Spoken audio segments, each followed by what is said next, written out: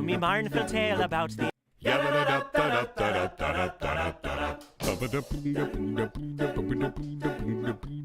gather round, ye lads and lasses, set ye for a while, and hearken to me mournful tale about the Emerald Isle.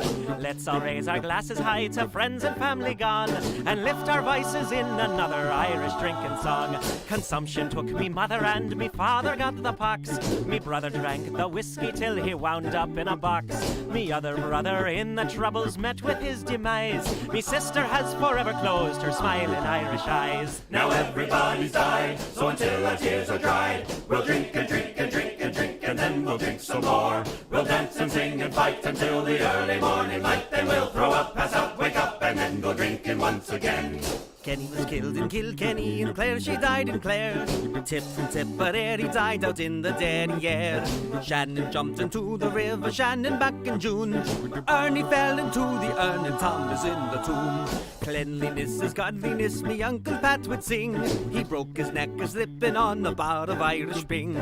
O'Grady he was 80 though his bride was just a pup. He died upon the honeymoon when she got his Irish up.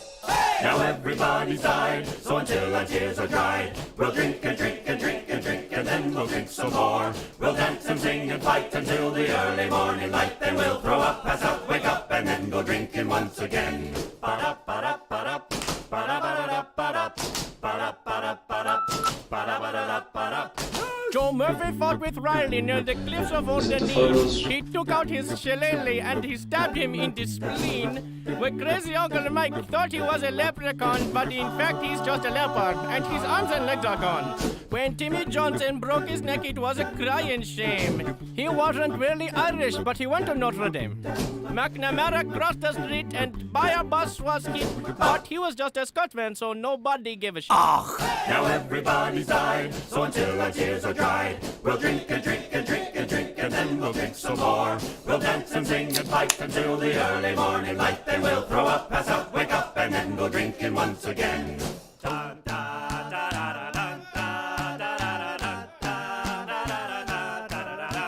Me drunken Uncle Brendan tried to drive home from the bar. The road rose up to meet him when he fell out of his car. Irony was what befell me great-grand-uncle Sam. He choked upon the very last potato in the land. Connor lived in Ulster town, he used to smuggle arms, until the British killed him and cut off his lucky charms. And dear old Father Flanagan, who left the Lord's employ, drunk on sacrament. Hey, what's going on, everybody? Artie of Artie's Corporate Fiction here.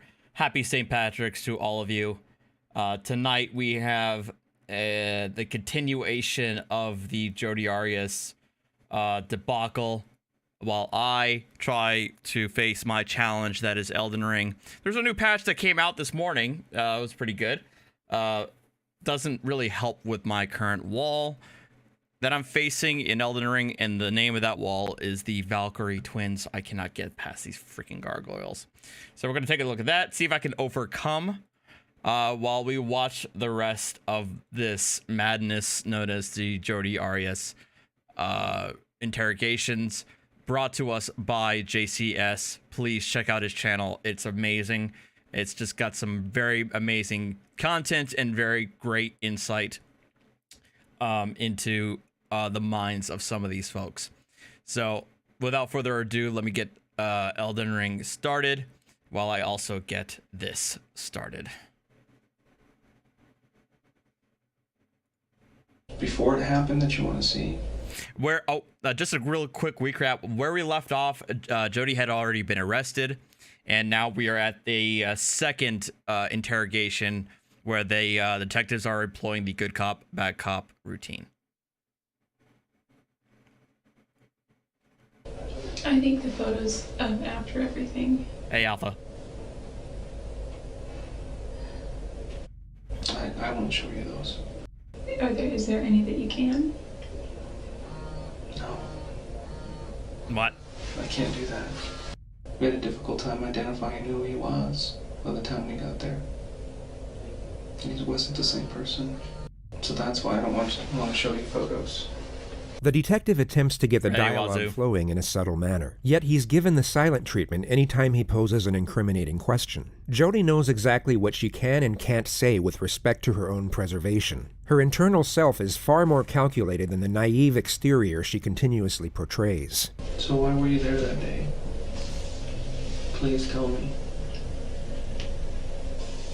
Did you just miss him? Really, game? Should I be looking for somebody else? The damn game won't load. So I guess I'm focusing my attention on JCS Is there tonight. anybody else with you? Like it keeps crashing on me. Apparently the patch didn't fix those problems, huh? All right, we're watching this, I guess. Travis? Are you protecting somebody else? The detective allows for extended periods of silence. Only Jodi will know for sure what she was thinking, yet one could safely assume she is desperately constructing her new narrative during these moments. Trying to just figure it out. Just trying to think. What happened to me today and from here on out?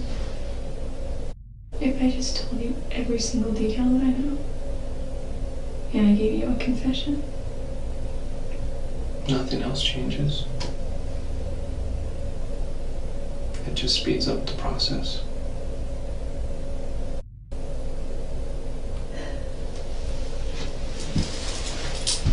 It's all really blurry. It really is blurry. It's all a blur. Can I please see those photos? Why did you throw the camera in the washing machine? We found blood in the downstairs bathroom where somebody had tried to wash their hands. There's blood on the outside of the washing machine. There's little things that give us clues to what you were doing afterward. Everybody says he just leaves his doors open when he's home. Trusts everybody. Have you ever seen the movie The Secret? I don't think so. This was the cue for Jodi's next series of Oh my god. insufferable rambles. The detective valiantly endures this for the next 31 minutes. Valiantly. Gee, and that, the secret. Of course she'd be into the secret. Ugh. It's to lower her guard. I used to go to sleep at night and I would hear gunshots. We weren't in a bad neighborhood, but our neighborhood neighbored another neighborhood that wasn't that great, and gunshots scary. And they were, because Salinas is agricultural and there were a lot of fields, and I used to think that there were hunters in the field with their dogs. They were swinging by and pick up Amy, my roommate. And I wasn't there, I don't think. I was at work or something. I've never been endowed. I've never been through the temple, but from what I understand, I think that it's such a sacred place. And meditating there and being there will help to give you further insight about where. There were 3 fears. One was handguns, which is one of the reasons I got a gun. There was a CHP here in town that said he would take me out and go target practicing. And I went to the sporting goods store several times to see what he had, and they were all in the $500 or $600 range for the kind that I wanted. So they were too expensive, but then there was this one, it was cheap. Jodi's dialogue eventually winds up on the subject of Travis, and how Travis was private about the shower. The detective seizes the moment to catch Jodi off guard. He subtly poses a highly incriminating question in a jokingly manner. He was very private about the shower, Is that why you were taking pictures of him in the shower? No, no. She doesn't deny she was there, only that she wasn't taking the pictures for that particular reason. She doesn't refute what is essentially an accusation, only a part of the context within it. This seems to be the moment where Jodi realizes the holes in her story are beyond repair. She has to admit she was at least at the scene of the crime, and will now start to scramble her thoughts to garner the most self-preserving storyline. Trying to get back at him. No,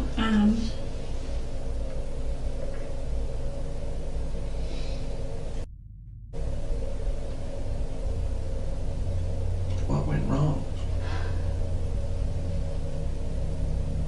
Did he say something to you?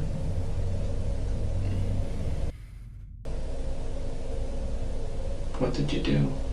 Yeah, she basically gave that one away. And at the very least, all but admitted that she was there the night of the murder. If I recall, I think this is where she's going to try and play the self-defense game.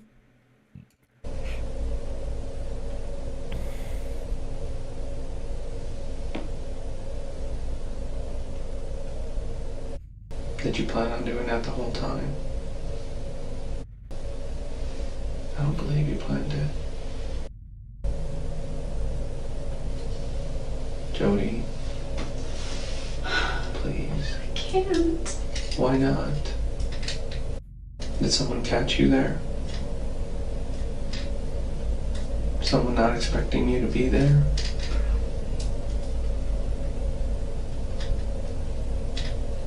They would have seen my car. Then who was it?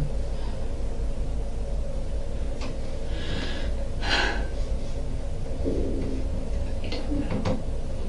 Their names. Listen, I can tell you. I can tell you everything that I know or that I remember. Okay. What do you remember? Is there any way I can see those pictures? No, not right now. Can I see them soon? I will. No. You need to start letting me know what happened. Okay. You're telling me that some other people were there. He was kneeling down in the shower. I don't remember him. If this is his shower and the sink is over here, I was like right here taking pictures. So at this point, again, she basically gave it away that her entire alibi initially was a lie, and now she's had to concede that she was there at the night of the murder. But now we're going to see how is she going to talk her way out of this. And I don't really know what happened after that. Exactly. Except I think he was shot. Where were you? If this is his shower and he's sitting here, I was like, well, if this is his shower and he's sitting here, I was like right here on my knees and his bathtub was right here and I was taking him here and I was just going through the pictures and I heard this loud ring.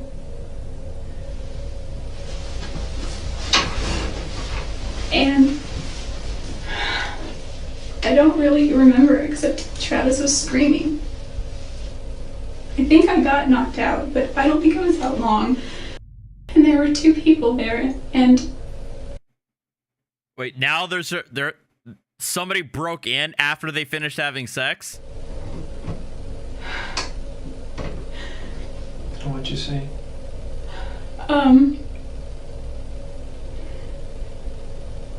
I remember putting my hand on his back because he was on all four of his knees. He was like on his knees like this, doing something like this or something like, I don't know. And I was like, are you okay? What's going on? What's going on? He's like, go get help, go get help. And I said, okay. And I turned around. There Hey, Juan. two people there. One was a guy and one was a girl. I couldn't tell that at first, but I could just see one was a girl, and I assumed the other was a guy because their build, and then their voices. Travis was screaming the whole time. He wasn't screaming like a girl, he was just like he was in pain, like he was like shocked, like, oh, you know. What happened, Jodi? What did you see? I took it out like a little bitch. Oh my god. I ran. He was still like conscious and still alive, and But you just left him there. no, I ran into the closet and he stopped me and he didn't touch me. He was just held the gun to my head and he was like, you don't go anywhere. And he told the other girl to finish it. I didn't see. He told me to stay there and not to move. And where was that, in the closet? No, it was She describes that the male stopped her from leaving, and then goes into detail about how her phone wasn't charged and how she forgot her phone charger. She then describes how she valiantly tried to save Travis from the female attacker. She was over him, and I just Valiantly. pushed her, and I pushed her. In the next moment, she will state that the assailant comes back when she never went anywhere to begin with. I got Travis, and he wasn't like standing up, really. He wasn't really doing much, and he was I was trying to get him, and she came back. I got him kind of far, like right here. She came back. He was starting to just get weaker and weaker. And this guy came back in. And she said that they needed to do me too, because Deacon, I'm not even buying that, honestly. No, that's not. It genuinely sounds like she's making this shit up on the spot. She was the aggressive one and he was the more passive. Yeah, I mean, there was definitely aggression as far as, I mean, I don't know what you define aggression by, but like there was definitely a sternness. So it seemed like they knew him, obviously. Yeah, but he didn't seem to know them. I mean, he was a little out of it, plus they had masks on anyway, but he didn't express any kind of recognition. I couldn't talk. The detective takes her back to the moment she tried to save Travis from the female attacker. So I wasn't sure. I just knew I had to hold on to her hands because she had a knife. What hand did she have it in? She had it in this hand, but well, her right, I guess. So. Right.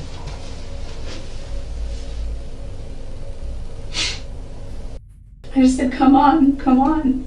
You know, he was naked, but I didn't care. Just come on. And he's like, I can't. I said, come on. He's like, I can't feel my legs. Jodi had obviously seen a lot of bad movies. Bear in mind, this conversation she had with Travis was supposedly happening as she was simultaneously fighting off a knife-wielding attacker. She glosses over the struggle, and she somehow ends up outside the bathroom. The two assailants are now inside the bathroom, arguing with each other about Jodi's fate. She hasn't stated whether Travis is alive or dead at this point. It wasn't like super yelling, it was kind of like hushed but intense. Like, you need to da-da-da, shut up, it's not over here. Things like that. The male assailant then takes Jodi's registration out of her wallet and looks at her address. He said, if you ever say anything about God, and that's what do to my family. Same way. Oh my God. And I didn't care so much about me. Oh, for fuck's sake. So that's what she's using to say why she didn't mention this before. Was that they threatened to kill her family if she didn't make up some sort of bullshit story. A bullshit alibi, I should say. Okay. At the point, he said, you need to leave. And don't you call anybody. And don't you say anything. He's like, I'm giving you one chance. And she said she's gonna rat us off. She's gonna say something. He's like, shut up. He's like, you get one chance. Jodi then leaves in her car. She of course doesn't mention the fact that she then left Travis a voicemail to give herself an alibi for not being there. Oh, wait, she didn't even mention that part? Oh, my bad. I was really scared. I was really freaked out of my mind. Okay. I don't believe you. At all. I came in here hoping that you would tell me the truth. And this is not the truth, Jodi. This is all I know. Does not make any sense. I feel responsible because I feel that I could have done more. I feel that I should have gotten help. I feel that I should have been stronger. You feel responsible because you did this. I did not Jodi, kill you Travis. did. You did.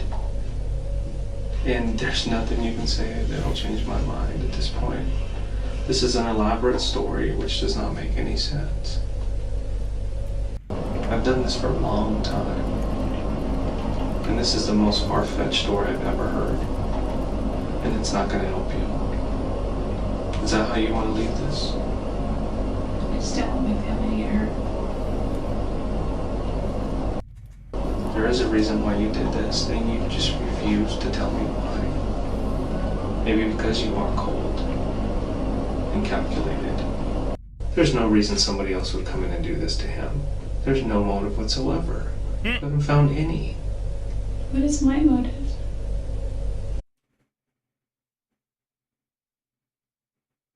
What's your motive? Crazy, jealous ex-girlfriend? I mean, jealousy is, like I said in the last one, jealousy is right up there as the top tier motivations for killing someone. You know? God damn. Jealousy, anger, fear, if you're being alone, angry at him for not keeping you in his life. I don't know. That's why I'm trying to figure it out. There are so many motives with you. This is total yandere bait. Too many. Jodi continues to give random details about the fictional assailants for a further 8 minutes without being asked. The detective then ends the interrogation. One was male, one was female. They were taller than me. Not by a whole lot.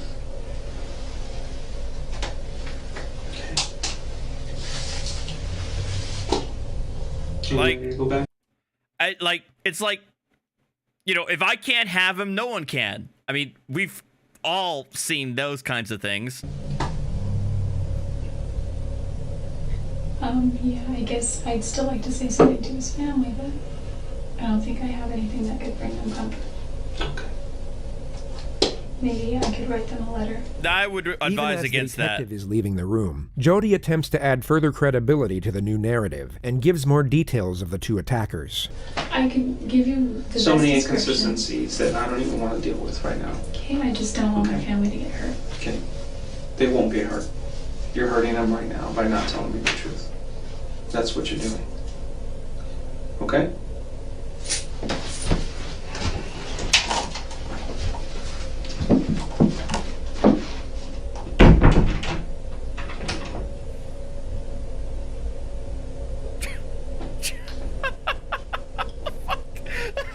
Detective Blaney comes back with a pen and paper 3 minutes later. She was curious to see what Jodi would write to Travis's family. It ended up being a self-serving and whimsical paragraph about how sorry she was that she couldn't save Travis. The family were never given the letter. God, thank God. Ugh. Apparently not, Deacon. Jodi completely dissects and carefully examines the ham and cheese sandwich before she eats any of it, and as you've probably guessed by now, continues to behave in a rather unusual manner.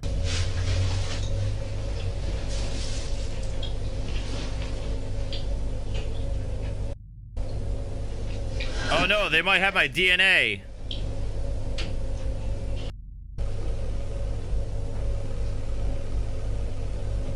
Just have that for me. Okay, you ready to go? I think so. I guess that's really all I needed. Sorry. Don't roll the tape yet. Why was he a good traveler? Oh my fucking God, here we go. Oh, and I forgot, they borrowed the fucking clips from Nancy Grace. Look, personally, I can't stand the lady, but I'm not, that's neither here nor there. Companion. Oh, he was a great traveling companion for many reasons. Traveling with Travis was kind of like traveling with your own personal comedian. And Like, lady, you're on trial for murder in Arizona, which I believe still has the death penalty. If I was in her position and I did not do this, I would be probably distraught. Well, probably I wouldn't be saying a goddamn thing and sitting down for a fucking interview. I'd be listening to the advice of my attorney. But if I was sitting in there, I'd be pleading, begging, crying, bawling anybody to listen to me, to convince them that I didn't do this. Not smiling and casual like and getting ready to get my makeup perfect. Fucking hell. our serenader. Jodi not only stuck with her story about the assassination squad, she doubled down and agreed to every media request that came her way. She also stuck with a soft-spoken, sweet-natured, Jesus-loving character that wouldn't hurt spiders, let alone human beings. But she once again fails to realize this fake disposition doesn't match the situation whatsoever. If you were sitting in a squalid jail, wrongfully accused of murder, and as a result facing life in prison or even the death penalty, you wouldn't be acting like this. She's trying to come across as the innocent girl next door, but she just looks like a terrifying lunatic. To know that he was stabbed some 27 times and shot once in the left cheek, who could have done this to him? I don't know. Who do you think killed him? I have no idea. Jodi, you're pretty calm sitting here. How are you managing to stay so calm? Good question! Good question! Through my faith and through the knowledge of my own innocence. That's the only thing. I would be shaking in my boots right now if I had to answer to God for such a heinous crime.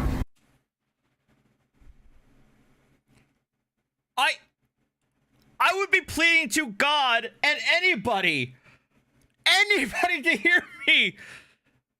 Jodi Arias killed Travis Alexander. There is no question about it. Hey, Mike. This is Jodi's defense team, and what you just saw was the very beginning of their opening statement on the first day. There is no... Oh, that's right. And, I forgot about this cut. This is a great cut. I did not kill him, and here's how the defense attorney starts. I would be shaking in my boots right now if I had to answer to God for such a heinous crime. Jodi Arias killed Travis Alexander. Oh.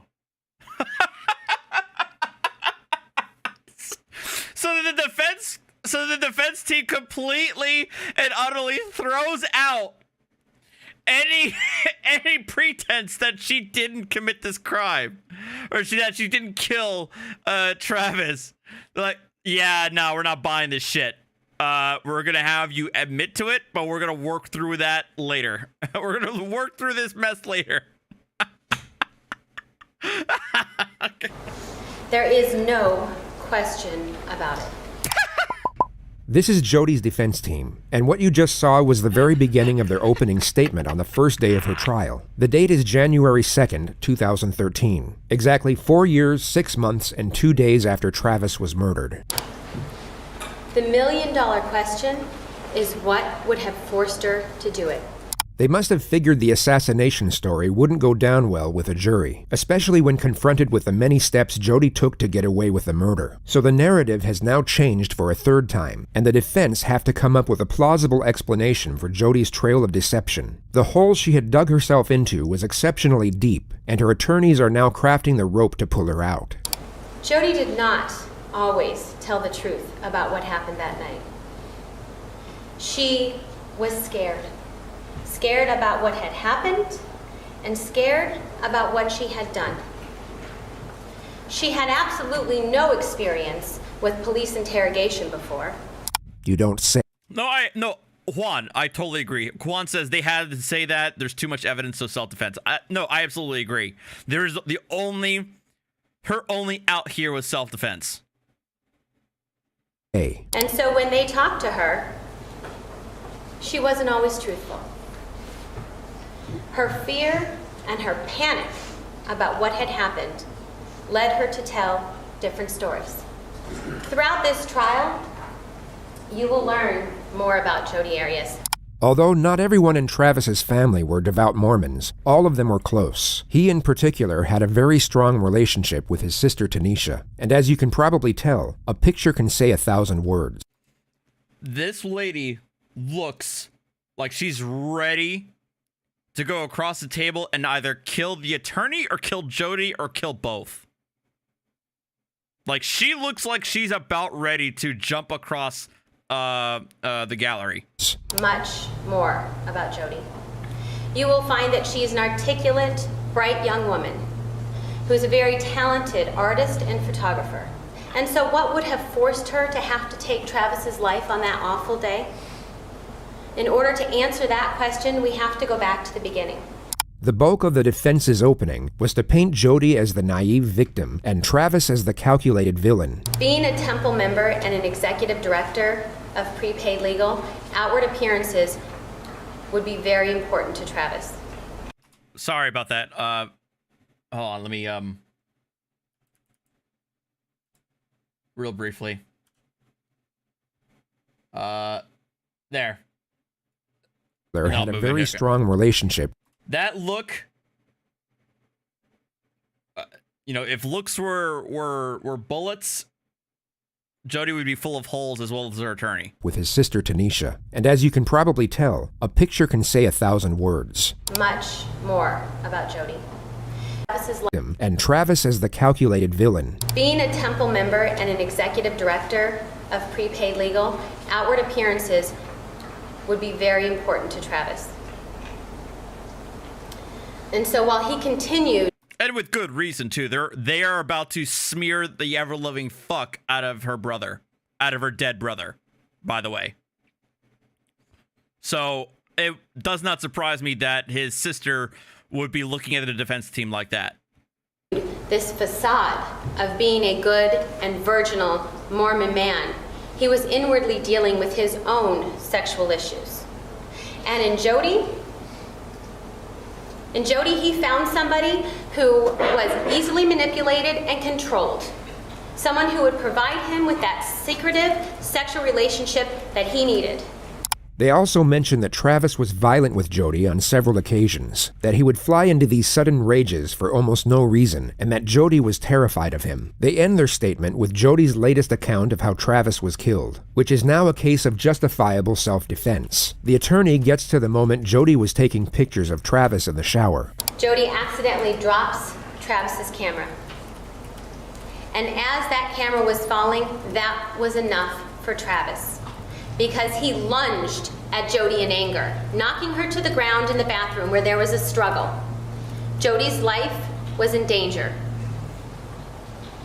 In just a minute from this picture, we go to the next picture, where it's Travis's body. He's clearly injured already, in a minute.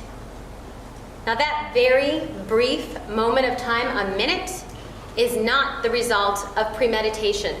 In that 1 minute, had Jodi not been forced to defend herself, none of us would be here. In that 1 minute, had Jodi not chosen to defend herself, she would not be here. This is not a case of whodunit. The person who done it, the person who committed this killing, sits in court today. It's the defendant, Jodi Ann Arias.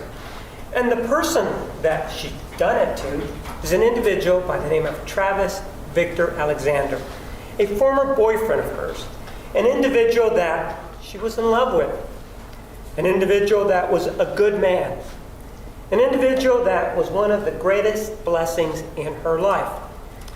And this love, well, she rewarded that love for Travis Victor Alexander by sticking a knife in his chest. And you know, he was a good man according to her. And with regard to being a good man, well, she slit his throat as a reward for being a good man. And in terms of these blessings, well, she knocked the blessings out of him by putting a bullet in his head. She took the knife and began to stab him when he was in that defenseless sitting position. This is very important to take note of. The prosecution just referred to this, the last photograph of Travis alive. Their argument is that Jodi either asked him to sit down or at least waited for him to sit down before she began her attack. She knew Travis had to be in a disadvantaged position before she commenced her assault. And the prosecution's argument is that it was at this moment when Travis received a stab wound to the heart. He would have then began to rapidly lose consciousness from that point forward. He attempted to protect himself and escape, but he was soon overwhelmed by his attacker due to the rapid blood loss. The pool of blood outside his bathroom reinforces the argument that his throat was cut after the stabbings, and a coroner's report, which will be revealed in more detail later on, concludes that Travis was in all likelihood shot in the head last. Jodi's version, on the other hand, has to be that Travis was shot first. The reason for this will also be explained later on. And began and stuck the knife in his chest. He struggled. He grabbed the knife, And when he grabbed the knife, of course that resulted in more blood. I pushed the girl who was there, and I was able to get the better of her, and I was about to run out, get out and go get some help. Except that I was then confronted by the guy. This guy started looking through my purse. And lo and behold, in my purse, believe it or not, I happen to have my car registration that shows my address, because that's what I carry around. So they knew, they being this guy, knew exactly where I lived. And he said to me, well, if you tell what happened here, the same thing's going to happen to your family. There's a different story now. Now, it's not that she wasn't there. Now, it's not that it's two people with whatever variation she may have provided to these national shows. Now, she admits it. It was her. She's the person who actually did this. And even though she says that, she still has a view as to the evidence. And this is exhibit number 248. No jury is going to convict me. Why not? Because I'm innocent, and you can mark my words on that one. No jury will convict me. Bold claim at 4:20 in the afternoon. This fucking... I also ask that you mark her words while you're marking the... Oh, by the way, also, this is another reason why you don't do interviews before a trial. Because your words can be used against you. Guilty verdict for her premeditated killing of Travis Alexander. Jodi spent 18 days on the stand. When she knew what questions were coming, and when completely uncontested, she was very much in her element. She was able to respond to the questions instinctively, and her dialogue came out in a confident and natural manner. You could tell she had each and every one of her responses planned to a T, and had considerable faith that her manipulative prowess would ultimately save her. I don't know why, but they were Spider-Man, and... At this point in the trial, the defense had already detailed how Travis... First off, I'm docking a few points to JCS for not hyphening Spider-Man. Secondly, why is she talking about Spider-Man? Travis was physically abusive, sexually overbearing, and a deep-seated pedophile. Jodi stated that she caught him on his computer looking at images of children, and that Travis had even asked her to wear Spider-Man underwear during sex. What? The next segment is Jodi's supposed theory as to why Travis had such a request. I do know, however, that the year prior, there's a child he was close with that really liked Spider-Man. I don't know if that had anything to do with it, but he was very much into Spider-Man. This is the reason why she never left Travis after finding out about his pedophilic urges.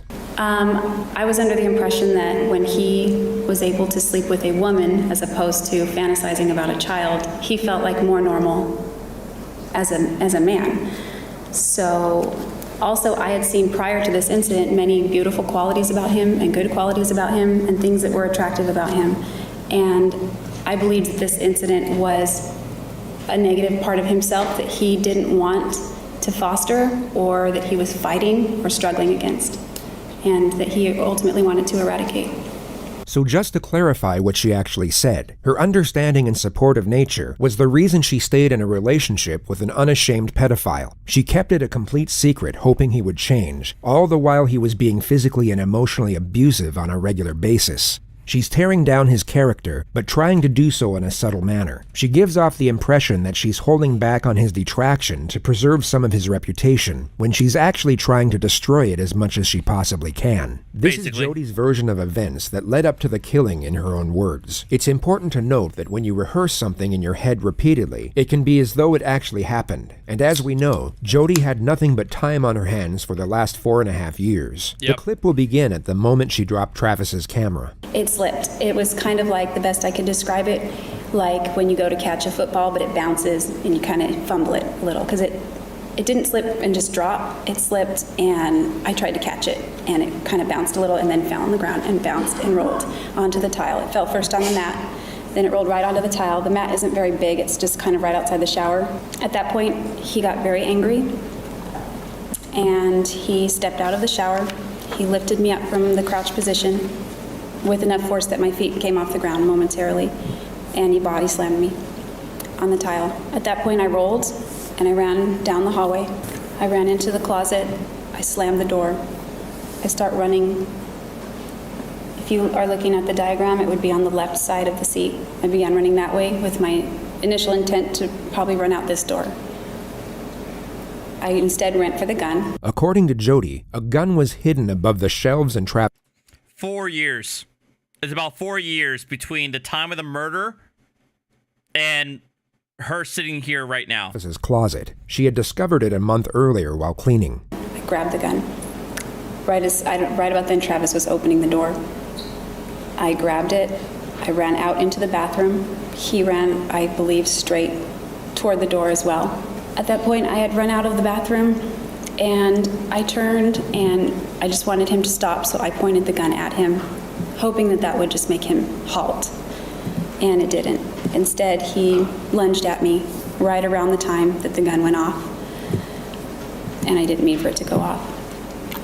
This is why her version has to be that Travis was shot first. According to her, it was all an accident. There was no intention to actually kill, and Travis's death was the unintended result of his own senseless aggression. So you might be wondering how she can explain the 27 stab wounds and the laceration to his throat. We fell with pretty good force down in the corner, near 15, but not quite that close. It was kind of near the sink, kind of, sort of that area. And he fell kind of on top of me, but to my right. I didn't want him to get on top of me. He was grabbing at my clothes. He was trying to get on top of me. I don't know where the gun went at that point. It was not in my hands anymore. If it got knocked out of my hands or if I dropped it, what. I broke away from him, and the moment I broke away, that's when he threatened my life. Just to be clear on what Jodi is talking about, after she accidentally shot Travis in the head, he wrestled her to the floor, but she then managed to break away, at which point he screamed the words, "I'll fucking kill you, bitch." I'd have no clear memories after that, at all. Things began to get really foggy after the gun went off. So there it is, her explanation as to why she slit the throat and continued stabbing the man she had no intention of killing is that she can't remember. The trauma of the situation caused complete memory loss, but she's able to detail how terrified she was right before her recollection goes This is all a bunch of bullshit. blank. It's hard to describe the fear. It was like mortal terror. It really was. When he was trying to get on top of me, I thought he was, and then he threatened my life. I really thought he had intentions to kill me. So I don't remember any specifics of what happened right after that point. This is her explanation as to why she never called the police once she came to her senses, and also why she went to such lengths in order to cover up her involvement. I didn't want people to know the kinds of things that were going on in our relationship. I felt that if I told police Travis attacked me, I would have to give explanation as to why he attacked me.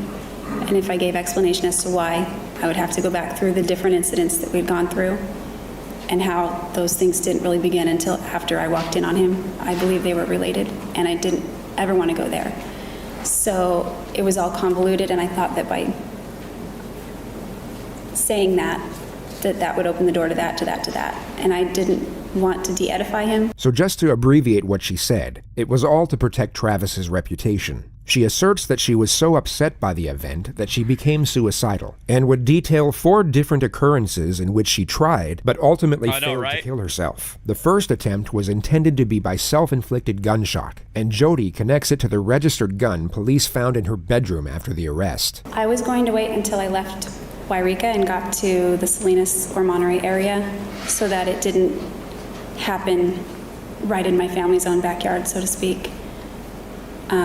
And I was leaving for that area the morning I was arrested, actually. Her other attempts supposedly happened when she was in jail. I had written out all my suicide letters.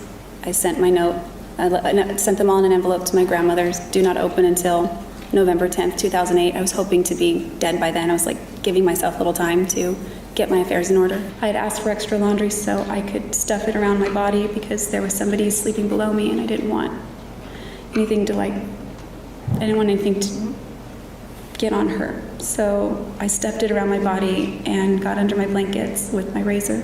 I never did it, obviously. I'm still here, but I was getting comfortable and I was really pissed at myself because I wanted to just...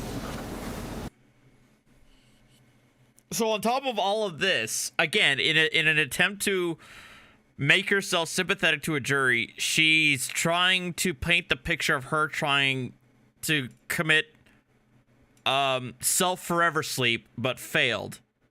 Again, to garner more sympathy for herself. I just wanted to be done. The final strategy from the defense is to portray self-blame from the defendant. It's a subtle ploy to make it seem as though she's not even trying to appear innocent, and thus give credibility to everything she had stated up to this point. Have you forgiven yourself for not finding another way out of the situation you found yourself in on June 4th? No, I think that if I had just left before any of that happened, I have a million regrets. I mean, I was scared of him and I reacted, but I will always regret everything about that. Do you blame yourself for not taking some other alternative measures? Yes. I think maybe if I had handled the gun properly and I meant to just point it at him. I thought it would stop him.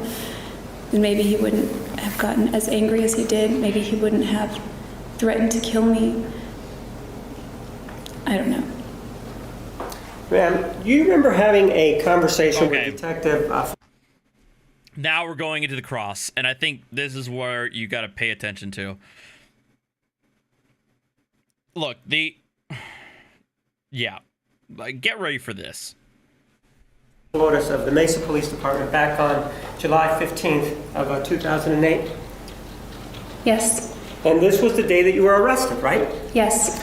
What's fascinating about this prosecutor's approach is that the vast majority of his cross-examination doesn't even challenge Jodi's new storyline. He simply asks specific questions within it. He puts a microscope under certain elements and lets the absurdity of it all speak for itself. And during that time... Basically what that means is that he's not even challenging the narrative, the fabrication of the entirety of the narrative. All he needs to do is poke holes into this new narrative, and the jury could come to the conclusion themselves. Like, that's all it is. If you poke holes into this conjured narrative, then the end result is guilty murder. Like, you don't even need to go for, placing her at the scene or anything like that. The job's already done.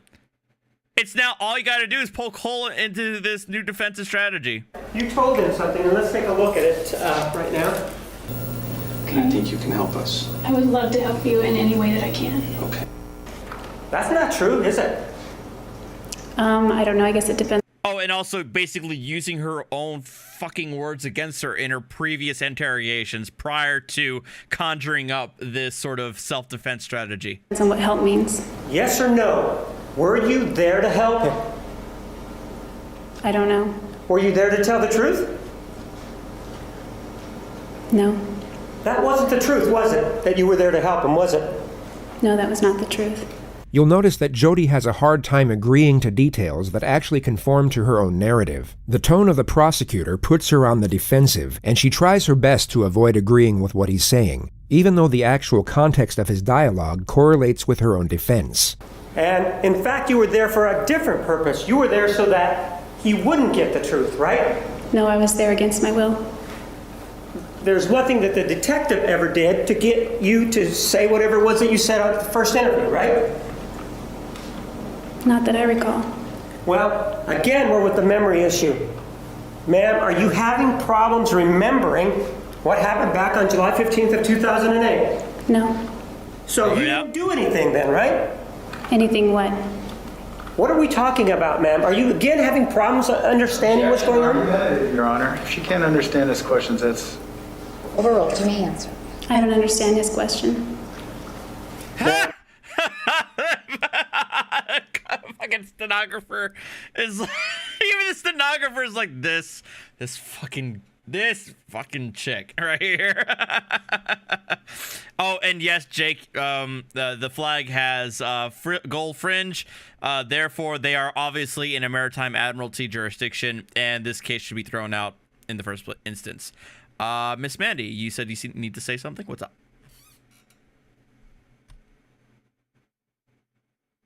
Mandy? Mandy? Hello? You're muted. There you go. Mandy? Uh-oh. You're still not coming through.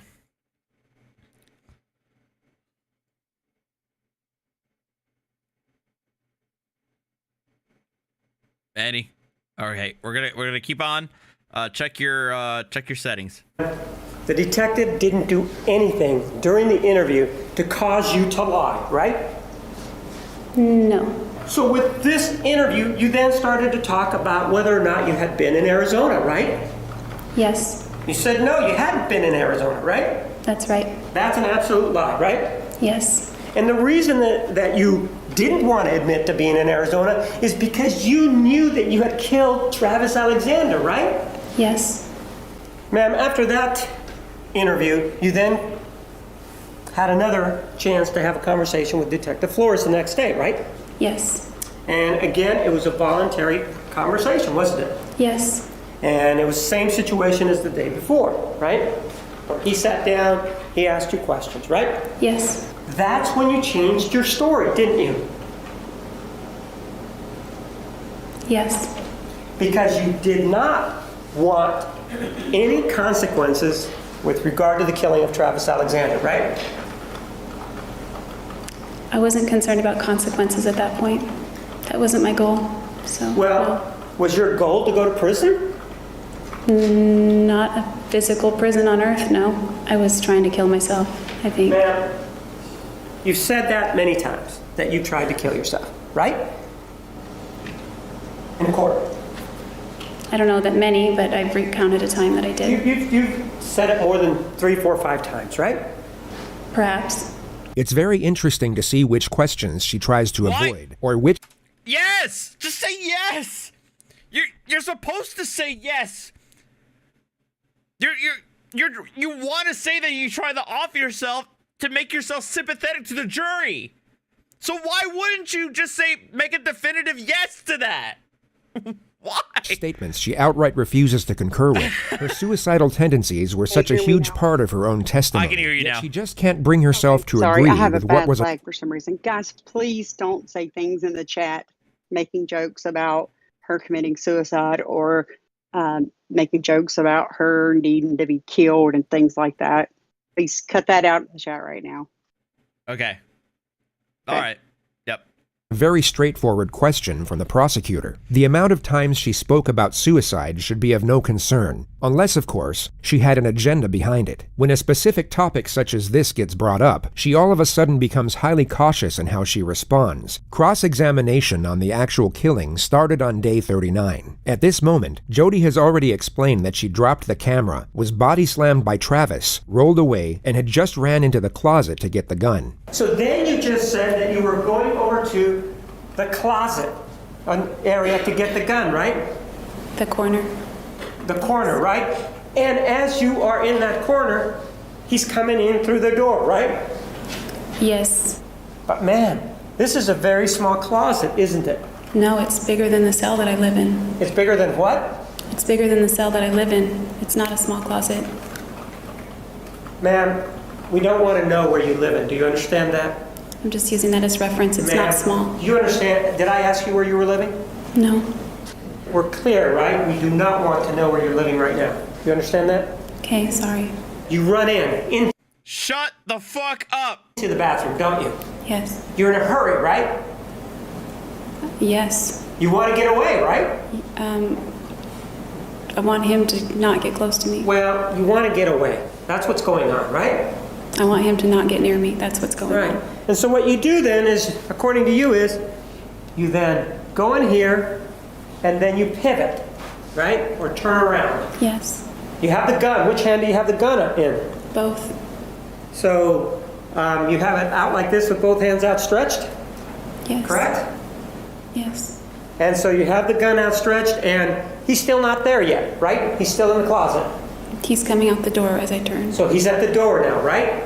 And according to you, he is on you when you shoot him, right? Not quite on me. I think the gun went off and then he impacted me right shortly after that. And in fact, according to your testimony on direct, he falls on top of you, right? He lunges at me like a linebacker. Jodi used this linebacker analogy a number of times throughout the trial. The prosecutor now asks her to give a visual example. It appeared to have no real tactical purpose, but it was certainly a welcome and somewhat comical distraction for the viewers at home amid the graphic testimony. Kinda. No, just show me. That's what I'm asking you to do, not talk. Show me. Hey, Rodent. Show me the linebacker pose. He got down and... Well, show me the linebacker pose. That's what I'm asking for you to do. Okay. He went Fucking Khalil Mack?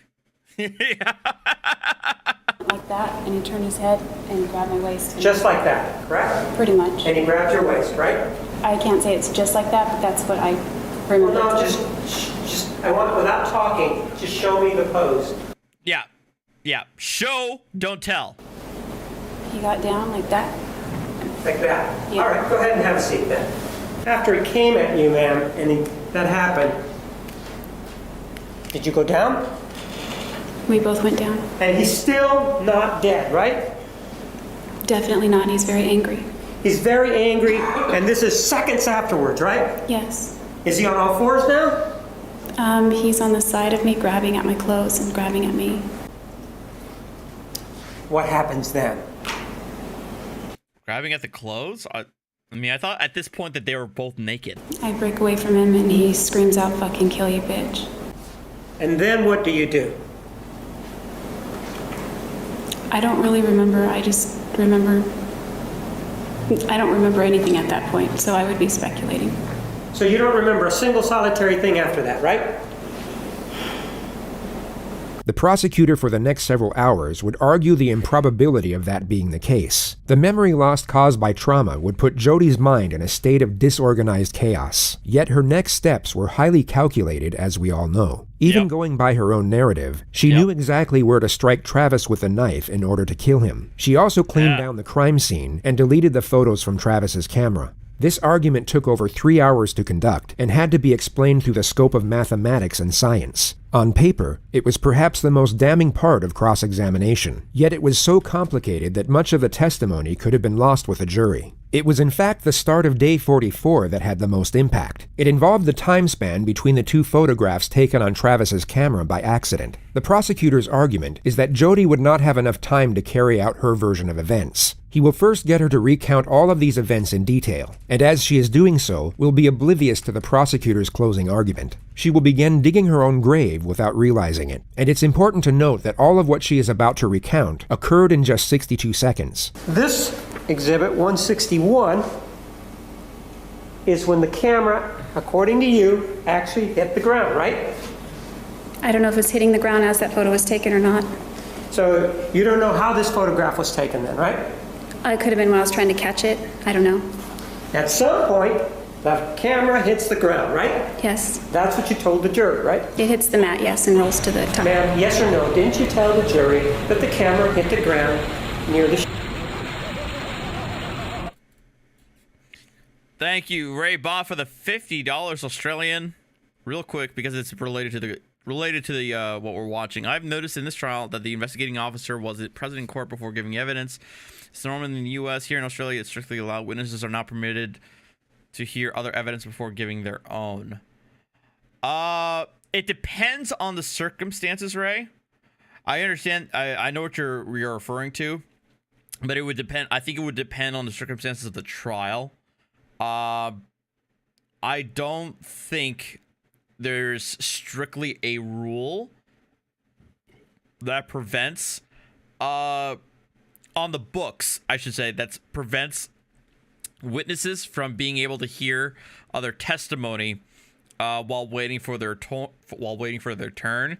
That may be something that could be requested by the counsel and the judge beforehand.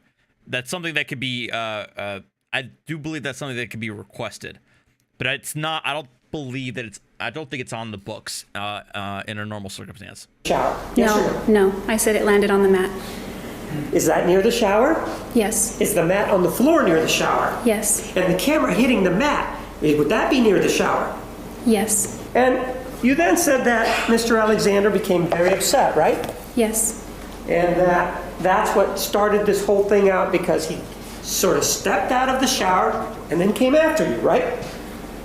He picked me up. That's coming after you, isn't it? And according to you, those movements culminated or continued when he grabbed you and put you down on the ground, right? Yes. And as a result of that, you said that you bumped your head or hit your head, right? Yes. And that maybe it knocked the wind out of you, right? Yes. And that you were in fear at that point, right? Yes, very much. And that you were able to fight him off so that you could get away, right? I rolled. You roll away and you begin to run down the hallway, right? Yes. And then you went into the closet, right? Correct. According to you, that's where you went and obtained the gun, right? Yes. When you went into the bathroom, you were able to turn around, if you will, and now you had the gun in your hands, right? That's what you told us, right? Yes. And that's when he was coming at you in this linebacker pose, right? Around that time, yes. And that's when you shot him in the face, right? Yeah, that's when the gun went off. So then, according to you, he fell on top of you, right? It was kind of on top, but maybe more to the right. I don't know. It wasn't directly on top of me. I was trying to prevent him from getting on top of me. And that's when the memory issue started, correct? Right? I'd say that.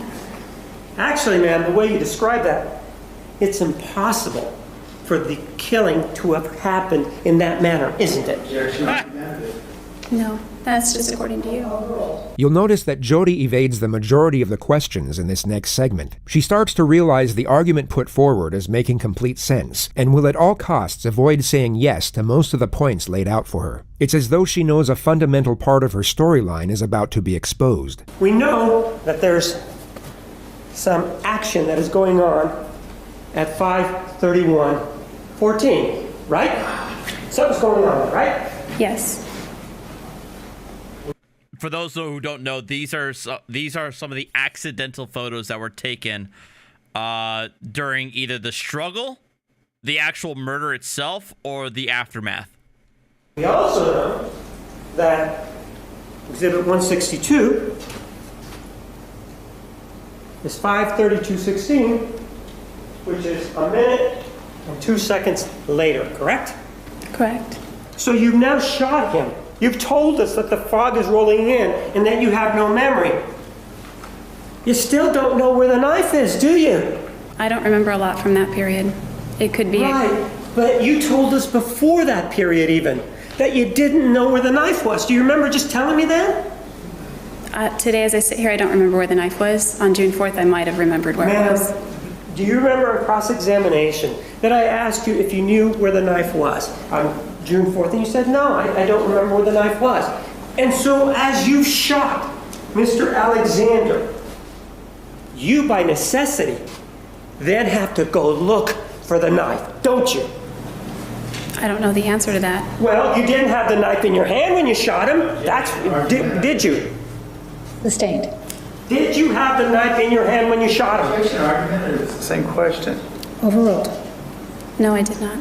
So, that means that if you didn't have the knife in your hand, you needed to go get it from somewhere, right?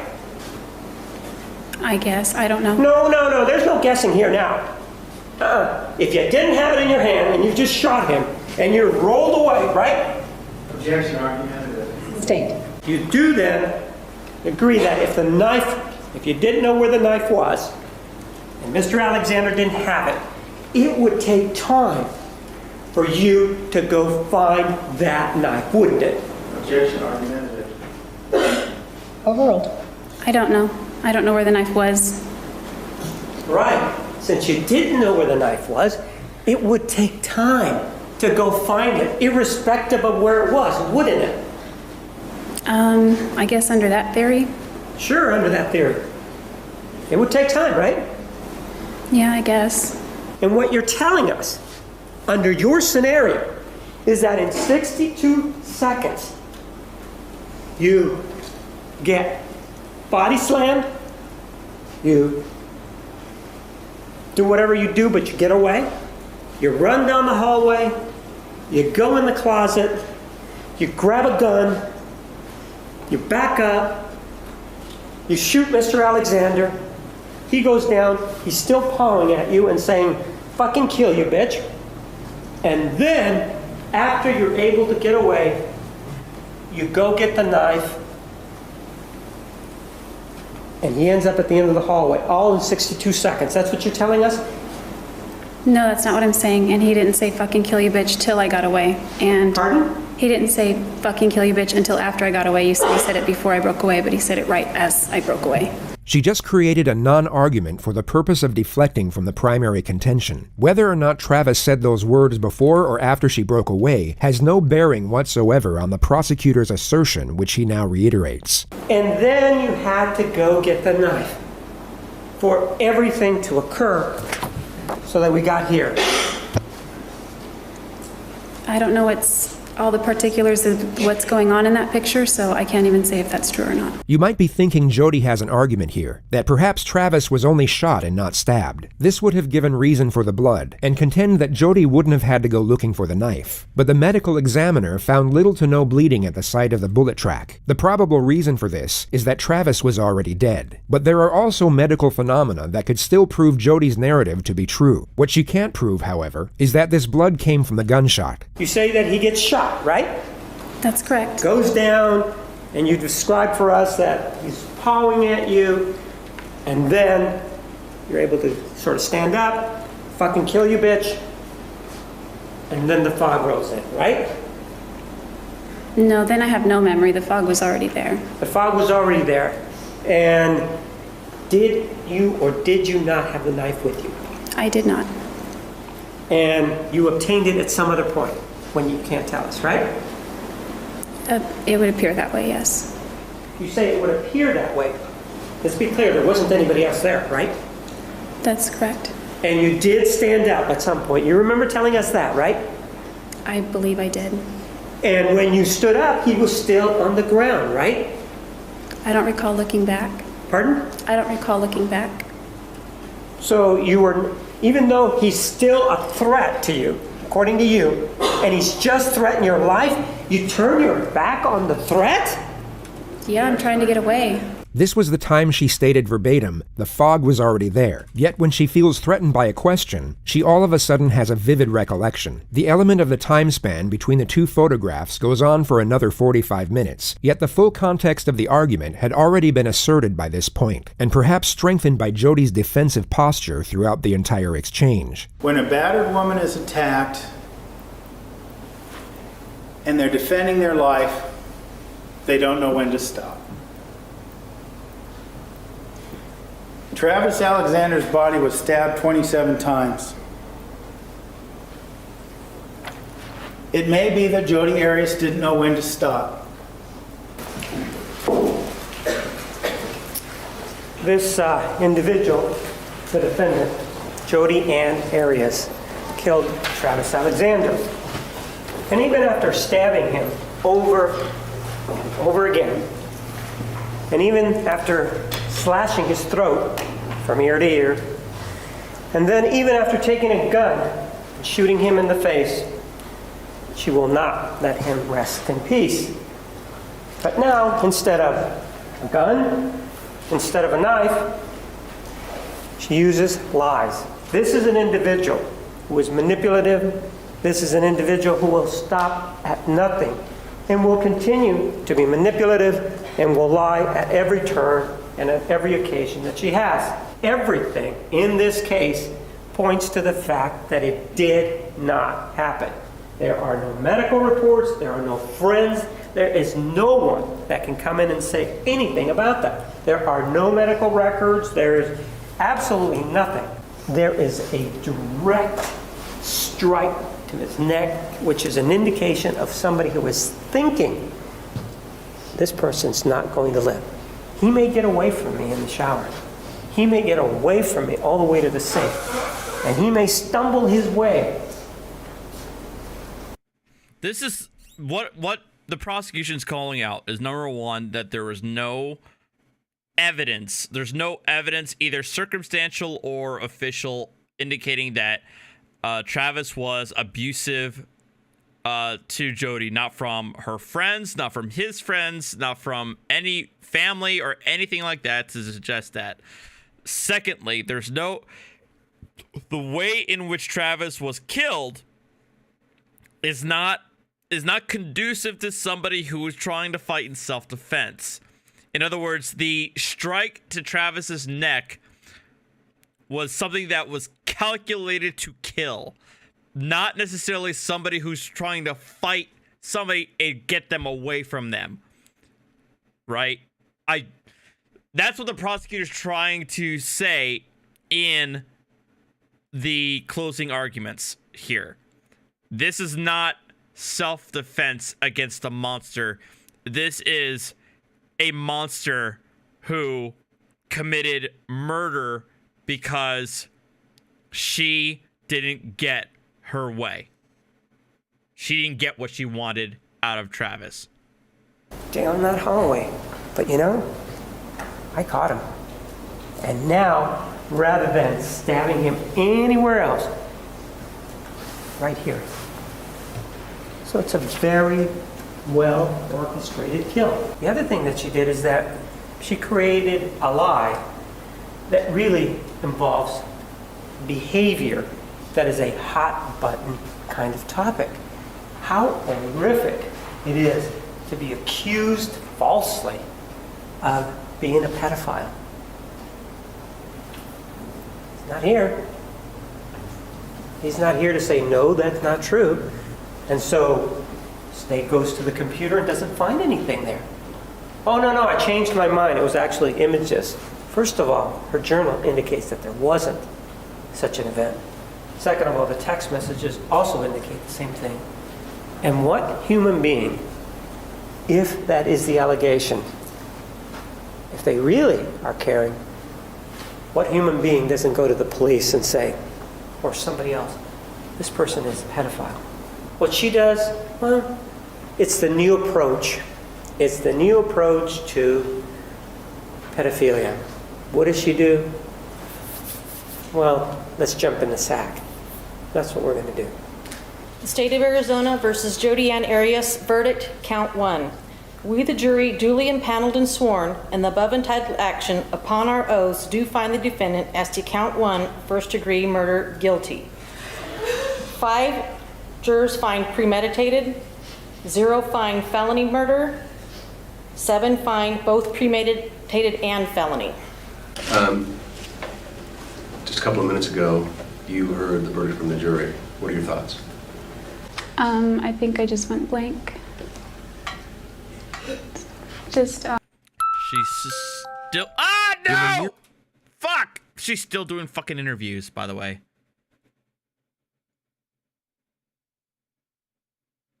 In one place. So you're eye contact, and what are your... Paneled and sworn, premeditated, 0 find felony murder, 7 find both premeditated and felony. Just a couple of minutes ago, you heard the verdict from the jury. What are your thoughts? I think I just went blank.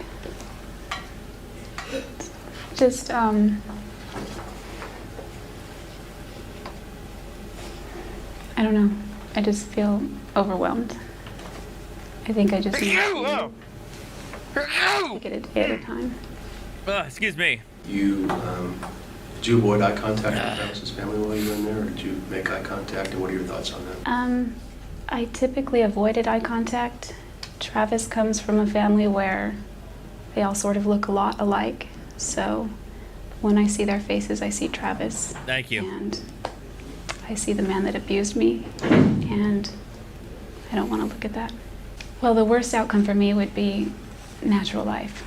I would much rather die a lot sooner than later. Longevity runs in my family, and I don't want to spend the rest of my natural life in one place. So you're saying you actually prefer getting the death penalty to being in prison for life? Yes. Jodi changed her mind about wanting to die. Again, during her plea to save her life, of course she did. She was sure to mention all the charitable work she decided to take part in after being charged with first-degree murder. A few months before trial, and by that I mean jury selection, my hair was past my waist, and I donated it. Additionally, I've designed a She donating your hair? T-shirt. This is the T-shirt. Oh, you could. Oh, she could fuck right off. Of which 100% of the proceeds go to support nonprofit organizations which also assist other victims of domestic violence.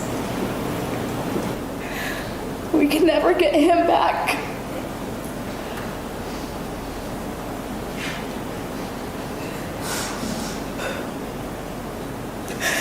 We are so grateful for our wonderful brother, and we feel so lucky and blessed for the time we had with Travis, however short-lived.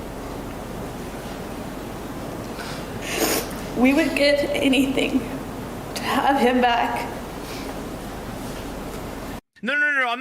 I'm not denying that donating your hair isn't a thing. I fully believe that it's a thing.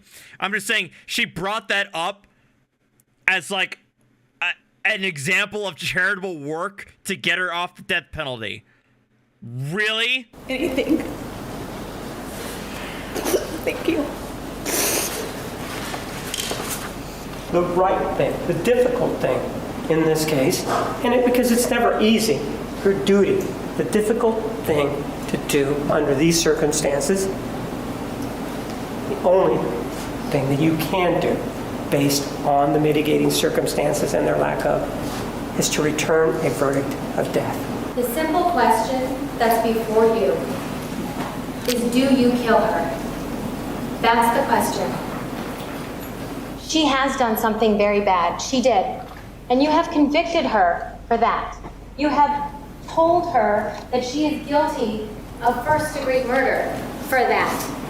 But the question is now, do you kill her? State of Arizona versus Jodi Ann Arias, sentencing verdict. We, the jury, duly impaneled and sworn in the above entitled action, upon our oaths, unanimously find, having considered all of the facts and circumstances, that the defendant should be sentenced.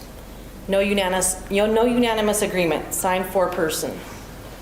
Is this your true verdict, so say you want to know? Yes. It is ordered. The defendant shall be incarcerated in the Department of Corrections for the rest of her natural life with no possibility of parole. Jodi Arias is currently housed at the Arizona State Prison Complex. She maintains her innocence to this day.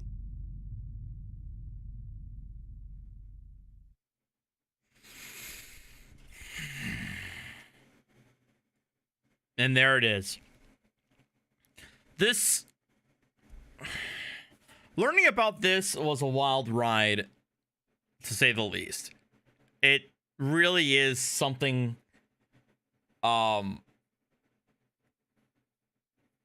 I don't know what else to say.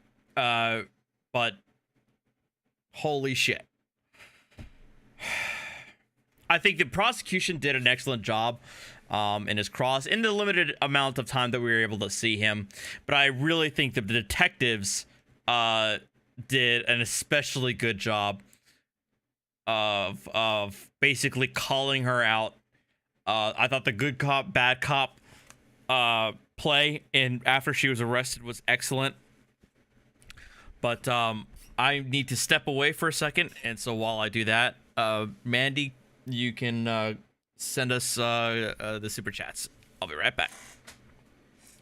Okay. Hey everybody. Okay, so we have, first of all, Sam I Am, thank you for becoming a member. Reverend Jason Reed sent a $2 super chat. This is, she's bat guano crazy. Right, Reverend Jason Reed, she really is. Raybot1 sent a $36.14 super chat. I have noticed in this trial that the investigating officer was present in court before giving evidence.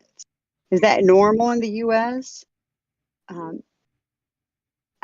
can't answer any kind of legal questions, but they normally are, from what I've seen. Here in Aussie, they're strictly not allowed. Witnesses are not permitted. They're permitted here other evidence before giving their own. Permitted to hear, I guess you were trying to say, other evidence before giving their own. Yeah, they are allowed to sit in and hear the whole trial, but I will let Artie further elaborate on that. We have Lace Stick Maddox became a member. Thank you. And Reverend Jason Reed became a member. Thank you so much. Megan Janice became a member. Thank you so much. Taco and Yoshi did their membership. Thank you so much. Colony L3 sent a $1.99 super chat. By the way, I don't see you wearing green unless it's... What?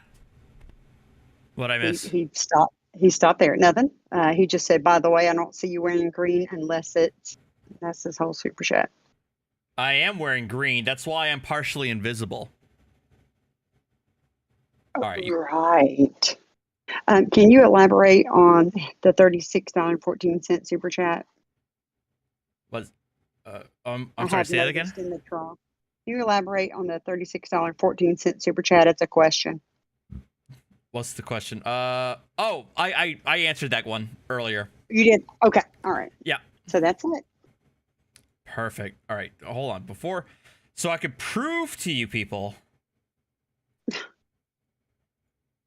Wait. Hold on. I thought I could prove it.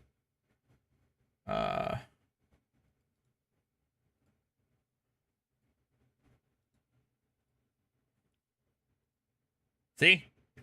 Green. All green. So take that.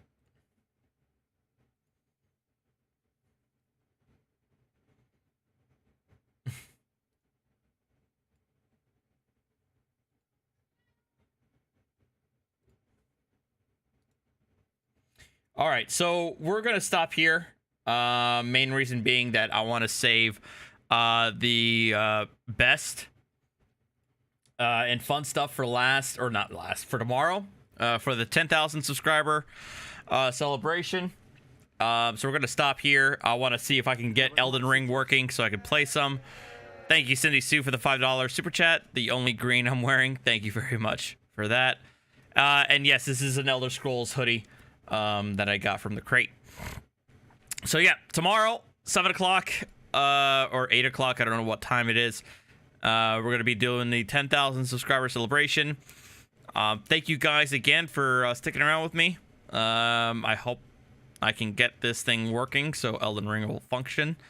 And please hit that like button on your way out. Please tell your friends about it, as well as please check out the Discord. All right. Thanks, guys. Have a good night, and I'll see you next time. See you tomorrow. Adios.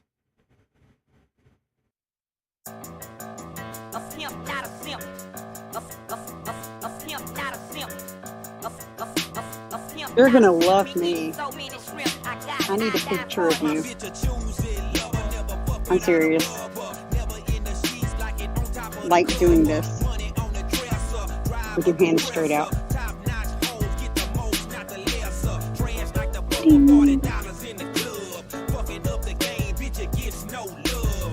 I'm just gonna put 10,000 here in your hands. That's it. I'm not gonna do anything weird or creepy or anything.